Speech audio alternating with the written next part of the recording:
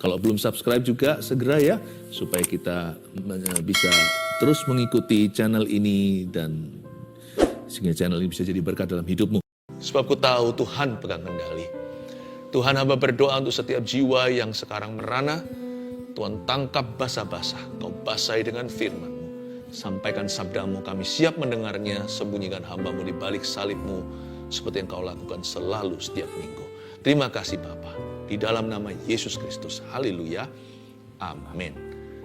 Saya percaya kalau ada di antara kita hari ini yang cemas, Tuhan akan sembuhkan kita dari kecemasan kita. Saya berikan satu topik judul yang cukup menarik untuk dibahas. Sangat-sangat indah pewahyuan di dalamnya tentang seorang yang gila namun menjadi waras. Orang itu seorang raja di Perjanjian Lama. Makanya topik tema saya hari ini, saya berikan judul, Waktu Hati Kacau dan Pikiran Serasa Gila. Saya percaya khotbah ini akan membuat kita kembali lagi untuk bisa fokus dalam hidup ini. Saya yakin saat teduh bersama hari ini dikhususkan bagi hati setiap kita yang susah konsentrasi. Bukan konsentrasi pada sesuatu, konsentrasi dengan jalan di depan. Fokus kepada tujuan. Tidak sedikit di antara kita saya bisa rasakan dalam roh saya, yang sudah lepas kendali, kayaknya sudah nggak punya pegangan. Ingat, ketika kita tidak punya pegangan, Tuhan masih pegang kendali atas hidup kita. So we can go back to being still. Kita bisa kembali tenang. Mari kita buka sama-sama di kitab Daniel pasal 4 ayat 33. Ada cerita seorang raja yang menjadi gila, tidak waras pikirannya, namun Tuhan sembuhkan secara ajaib. Ayat 33 langsung saja, pada saat itu juga terlaksanalah perkataan itu atas Nebukadnezar. Dan ia dihalau dari antara manusia, dan makan rumput seperti lembu, dan tubuhnya basah oleh embun dari langit, sampai rambutnya menjadi panjang seperti bulu burung Raja Wali, dan kukunya seperti kuku burung. Ini kan orang sakit jiwa. Sedikit background latar belakang, bahwa Nebukadnezar itu tiba-tiba aja jadi begitu. Karena dia menyombongkan diri terhadap langit. Dia memegahkan diri terhadap Allah. Ia namanya Raja Adikuasa zaman itu, Raja Babilonia. Orang ini very powerful dan berwibawa. Tiba-tiba aja dia kehilangan pikirannya yang waras. Apapun penyebab hari ini hati kita kacau balau, baik itu kesombongan atau tekanan, pokoknya kalau kita sudah melewati batas-batas normal, hati kita rasanya sudah hilang di dalam tubuh kita, Tuhan masih bisa kembalikan. Tidak ada kata terlambat, tidak ada yang namanya terlalu jauh yang Tuhan tidak bisa susul, lalu Tuhan tangkap kembali. Nebukadnezar menjadi seperti hewan. Kukunya panjang, rambutnya juga, tubuhnya basah, dan dia harus dikucilkan. Dia akhirnya diisolasi mandiri, karena sebagai kepala negara, dia akan mempermalukan bangsanya. Nah sekarang kita melihat ayat 34, apa yang terjadi padanya setelah itu. Tapi setelah lewat waktu yang ditentukan, aku Nebukadnezar menengadah ke langit, dan akal budiku kembali lagi kepadaku. Lalu aku memuji yang maha tinggi, dan membesarkan dan memuliakan yang hidup kekal itu, karena kekuasaannya ialah kekuasaan yang kekal, dan kerajaannya turun-temurun. Semua penduduk bumi dianggap remeh. Ia berbuat menurut kehendaknya terhadap bala tentara langit dan penduduk bumi, dan tidak ada seorang pun yang dapat menolak tangannya dengan berkata kepadanya, apa yang kau buat?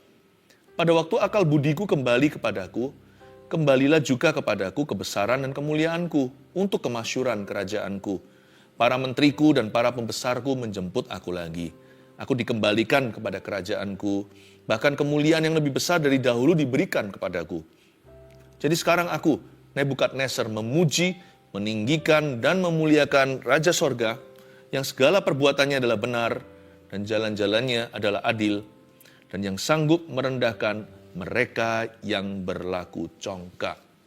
Sekali lagi ingatkan temanya, waktu hati kacau dan pikiran serasa gila. Belum gila sih, kalau yang ini gila sungguhan. Tapi hidup kita sudah merasa demikian. Berapa orang di antara kita hari ini merasa, aduh, sudah putus asa, bahkan kecewa. Hati kita itu udah kacau balau di dalam diri kita. Udah susah untuk tenang. Dan juga sulit untuk berdoa. Kalau kita mau ngaku ya, tidak sedikit di antara keluarga Saat Teduh hari-hari ini mengalami pergumulan dan tekanan sampai titik di mana sudah nggak bisa lagi berseru kepada Tuhan. Mau doa itu udah susah untuk berdiam diri. Mau baca Alkitab itu tergesa-gesa dalam hati, terburu-buru. Kita membacanya begitu aja nggak dapat apa-apa. Tahu kenapa? Karena hati kita lari-lari. Kita nggak bisa mikir satu hal gitu. Karena terlalu banyak hal yang dipikirkan. Sehingga sudah di luar batas, sudah masuk ke kategori overthinking. Orang yang overthinking sudah nggak bisa lagi ditangkap. Satu hal apa yang menjadi penyebabnya? Segala sesuatu sama-sama krisisnya. Setiap situasi, semua yang kita hadapi kritis semua. Kalau ditanya problemmu apa, nggak bisa tunjukkan salah satu. Ya pokoknya banyak. Aku ini bermasalah, semuanya problema. Sebutkan satu dulu, nggak bisa. Udah saking paniknya. Ini namanya panic attack. Siapa bilang panic attack itu hanya bisa kita alami waktu malam hari, waktu kita mau tidur. Ada pula orang-orang yang seharian panicking. Sepanjang hari around the clock, dari pagi sampai malam kembali pagi lagi, itu hatinya panik. Lama-lama kalau begitu ya, pikiran kita bisa nggak waras loh. Meskipun nggak sampai sakit jiwa, tapi pikiran kita sudah nggak tertib. Udah nggak bisa berbuat apa-apa. Dengan kata lain, kita sudah dilumpuhkan dari dalam. Bagaimana caranya kita kembali tenang? Setelah Nebukadnezar gila, mari kita pelajari kuncinya. Ayat 34. Tetapi setelah lewat waktu yang ditentukan, aku Nebukadnezar menengadah ke langit. Itu dia. Menengadah ke langit, matanya tertuju ke Tuhan. Kalau kita nggak bisa pinpoint, tunjukkan satu hal apa yang menjadi duduk permasalahan, karena semua masalah kita itu sama seriusnya, kita bisa mulai dengan Tuhan. Mau solve problema, mau selesaikan masalah, jangan matanya tertuju ke masalah. Matanya tertuju pada Tuhan Yesus dulu. Menengadahlah dia ke langit dan akal budiku kembali lagi kepadaku. Bukan hanya dia menengadah, tapi akal budinya kembali. Dia mulai dengan satu hal dulu yang dia pikirkan. Saya nggak tahu pasti kira-kira apa yang dipikirkan Nebukadnezar detik ketika dia waras ya. Mungkinkah dia melihat, loh kukuku kok panjang, loh kok aku kok telanjang, kenapa rambutku gondrong begini, kenapa aku bau? Saya nggak tahu dia mikir apa. Kalau dia mikir begitu, mungkinan dia down lagi. Saya yakin waktu dia menengadah ke langit, dia melihat sesuatu, cuma nggak ditulis di sini. Mungkinkah dia lihat ciptaan Allah yang begitu indah dan dia ingat penciptanya? Mungkin yang pertama dia ingat langsung adalah, oh Tuhan, aku berdosa, maafkan aku, tolong terima aku kembali dan ampuni. Atau mungkin dia berkata, aku masih muda, gak harus aku berakhir begini. Tuhan tolonglah aku bangkit kembali. Mungkin yang pertama dia pikirkan adalah kerajaannya. Hal kesatu yang muncul dalam benaknya, waduh kerajaanku bagaimana? Keluargaku seperti apa sekarang? Aku udah tinggal berapa lama? Nebukadnezar begini bukan mingguan loh. Cukup lama. Apa yang pertama kali Anda pikirkan itu menentukan apakah Anda keluar dari masalah itu atau terjerumus lebih dalam. Tulis dulu poin nomor 1 sebelum nanti saya lanjutkan. Waktu hati kacau dan pikiran serasa gila ya, ini saran saya. Arahkan hati pada satu hal dan serahkan sisanya. Arahkan hati pada satu hal dulu. Apa itu terserah, misalkan Anda punya 1001 problema. Anda mulai dengan satu problem dulu, bawa ke Tuhan. Peduli amat apakah problema tersebut yang terkecil atau terbesar. Pokoknya pilih salah satu, jangan pujasera. Janganlah buffet. Jangan grosir tapi retail. Jangan makan sepuasnya. Pesan a la carte atau langsung dari menu mau nasi goreng atau mie goreng. Atau mau kuah. Pilih satu dulu, gandeng Yesus. Kalau satu itu solve, berubah trennya. Setelah itu mulai solusi. Dihitung-hitung kembali nanti ketika menoleh ke belakang, ternyata nggak 1001 kok. Kita ini jago membesar-besarkan. Kita merasa sudah kiamat karena segala sesuatu yang kita alami itu buruk. Kiri kanan kulihat semuanya permasalahan.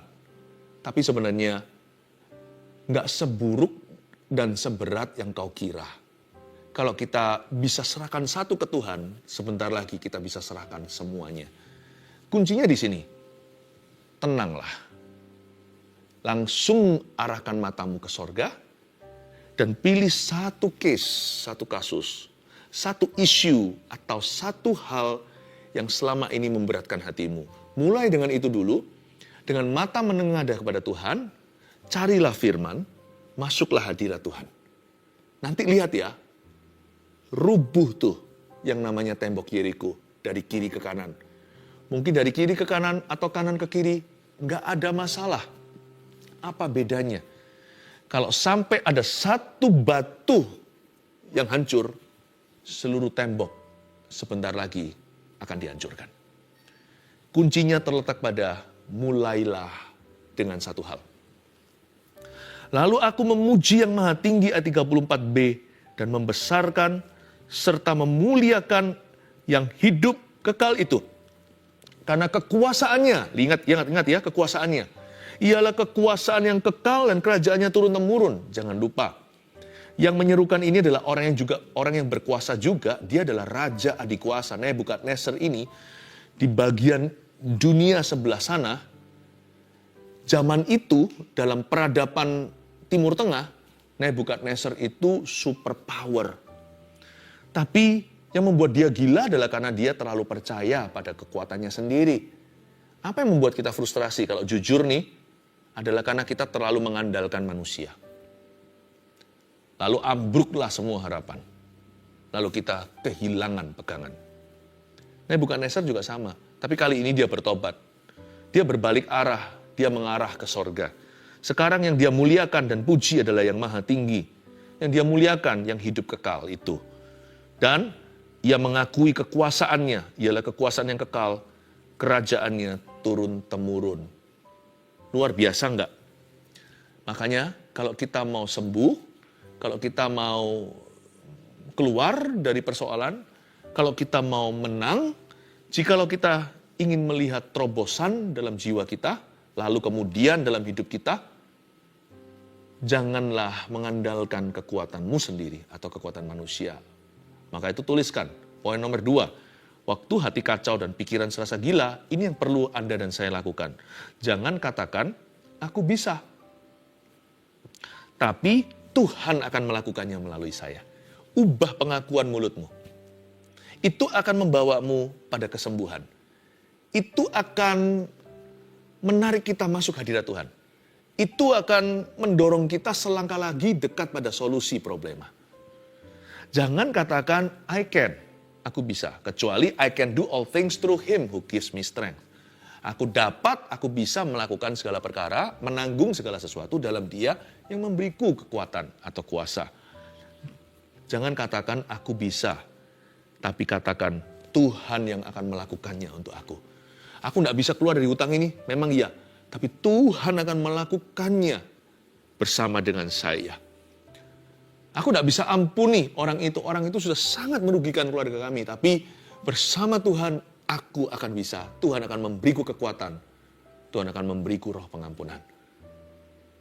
Aku tidak bisa berdoa. Tapi biarkan Roh Kudus di dalam diriku membantuku dalam kelemahan ketika aku tidak tahu harus bagaimana berdoa. Dia berdoa dengan seruan tak terucapkan. Aku tidak bisa percaya, tapi aku percaya. Aku tidak bisa percaya lagi akan janji Tuhan. Rasanya aku sudah putus asa dan sudah pupus pengharapan. Tapi ketika Anda buka Alkitab, bukalah hatimu, taburi aku dengan firman karena iman timbul dari pendengaran. Biar Tuhan yang mengerjakan di dalam dirimu.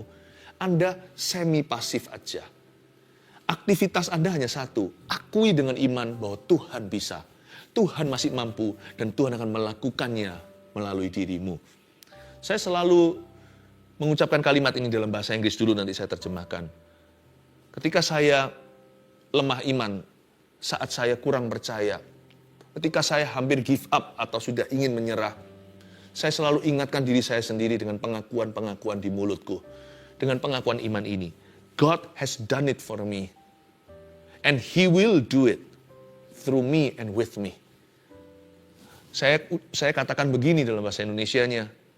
Tuhan sudah melakukannya untuk saya. Saya selalu ingat apa yang Tuhan lakukan bagi kita.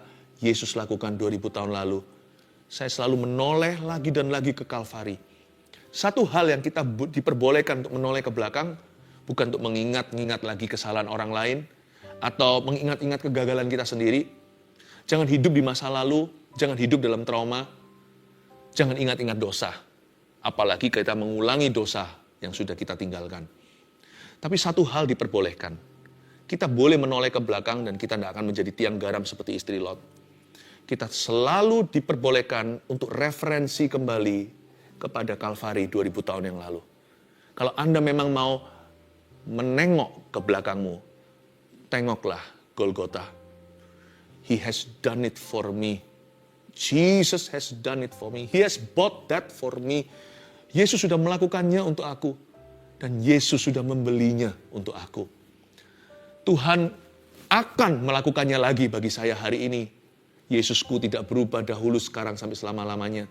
Kali ini Tuhan akan melakukannya melalui saya. Kalau saya bisa melakukan ini atau melaksanakan kehendak Allah. Kalau saya bisa menang, itu Tuhan yang melakukannya melalui aku, di dalam aku. He will do it through me. And He will do it with me. Dia akan melakukannya bersama dengan saya. Itu lama-lama ya, membuat kita bangkit. Membuat yang paling gila pun jadi waras. Pikiran yang paling kacau pun dan bengkok-bengkok akan lurus. Hati yang paling gelisah, paling galau pun akan tenang seperti samudera yang ditegur oleh Tuhan. Jangan katakan aku bisa, tapi katakan Tuhan akan melakukannya melalui saya. Look, kalau itu pengakuan imanmu, niscaya pastilah Anda akan masuk ke tanah Kanaan, tidak seperti 10 pengintai itu yang mati di padang gurun. Anda seperti Yosua dan Kaleb yang akan diperbolehkan untuk merebut tanah perjanjian by the grace of God, dengan kasih karunia Allah. Ubah pengakuanmu. Pengakuan kita bisa membuat kita mati di padang gurun atau masuk Kanaan. Pengakuan kita bisa membuat perbedaan antara hidup dan mati. Jangan dengungkan mulut sembarangan, sebab lidah bibir kita penuh dengan kuasa sebagai orang beriman. Kita sekarang baca di ayat yang ke-35. Ini pengakuan daripada Nebukadnezar, saya lanjutkan. Semua penduduk bumi dianggap remeh oleh Tuhan nih. Ia berbuat menurut kehendaknya, itu Tuhan, terhadap bala tentara langit dan penduduk bumi. Dan tidak seorang pun yang dapat menolak tangannya dengan berkata kepadanya, apa yang kau buat? Ternyata Tuhan menganggap remeh penduduk bumi. Ini bukan berarti Tuhan menghina manusia. Tapi maksudnya, Tuhan itu nggak panikan. Apa yang menggoyangkan manusia, apa yang membuat panik orang, yang membuat seluruh bumi itu masuk dalam chaos, dalam kekacauan. Tuhan tenang-tenang saja, bukan berarti Tuhan tidak peduli karena Dia sudah mati untuk kita. Maksud saya adalah Tuhan kita itu jauh lebih brave, lebih berani dari kita. Tuhan kita itu maha tahu, Dia maha kuasa. Apa yang menggoyangkan kita, bahkan tidak bisa menggoyangkan jari jemarinya. Tuhan itu menganggap remeh penduduk bumi yang suka takut-takut sendiri. Oleh karena itu kita diajari, remehkan yang Tuhan remehkan, hargai yang Tuhan hargai. Apa yang patut kita tinggikan, tinggikanlah.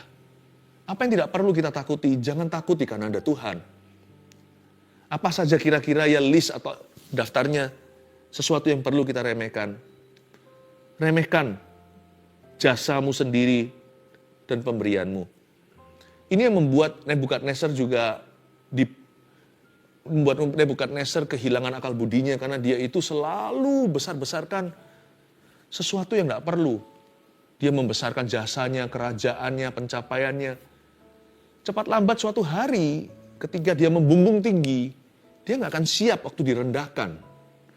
Manusia hidup itu kan ada up-nya dan ada down-nya. Janganlah kipas-kipas dirimu selalu. Janganlah tinggikan dirimu. Supaya nanti waktu hidup membawa kita turun, kita nggak stresan. Nebukadnezar itu terlalu membanggakan jasa dan kerajaannya. Remehkan. Remehkan juga saat-saat ketika Anda dizolimi sama orang. Apa yang nggak usah dipikiri, nggak usah dipikiri. Ampuni saja. Ngapain sih kita bergulut dengan sesuatu yang Tuhan tidak suruh? Kenapa kita bergulat dengan memori-memori yang Tuhan bilang buang? Ketika kita itu disalahi, diperlakukan tidak adil, remehkan. Asal hati kita benar dan kita serahkan ke Tuhan, kita responi segala sesuatu dengan firman, sudahlah, please do not mind, udahlah jangan keberatan.